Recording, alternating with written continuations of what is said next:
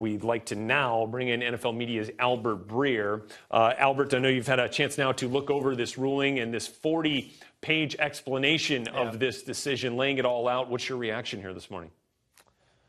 Right. I mean, I think this is a win for all players. You know, I covered the lockout 4 years ago, and I know how hard they fought for some things that they felt would be fairer than had been in previous CBAs, and they couldn't get some of those things. And so I think winning this really shows the power of a star player going and being willing to stick his neck out. I think every player in the NFL owes a debt of gratitude to Tom Brady. This was not a comfortable process for him. It's not in his nature to fight this way, but he went through with it anyway because he felt like he was being treated unfairly.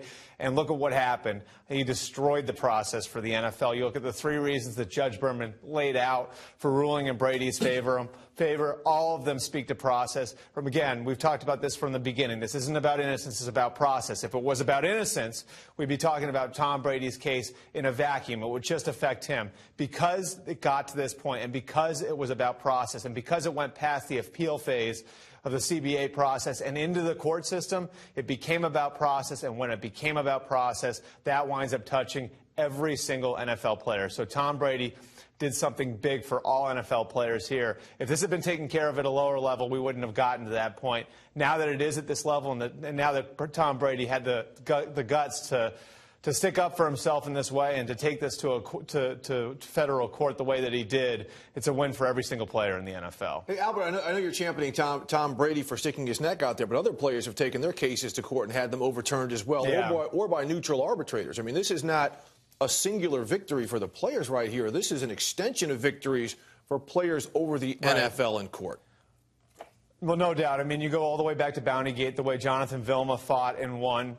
That's one. Another one will be Adrian Peterson. He wound up getting his judgment overturned. Now, of course, that's still in the court system, or that's still in the arbitration system.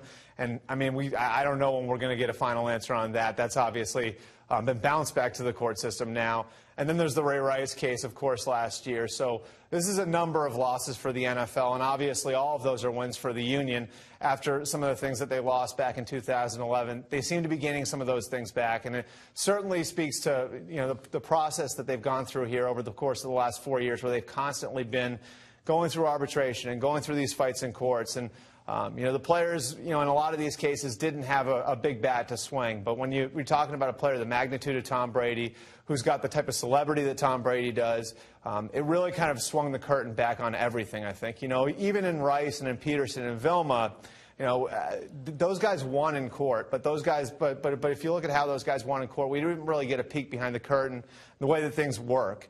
Because this was so high profile and because this got to the level that it did going in front of Judge Berman in New York, we really got to look behind the curtain and take a look at the NFL's process. It got that for all the players, got that for the public. Everybody got to see what it looked like behind the curtain, and obviously the NFL has some things to be embarrassed about here.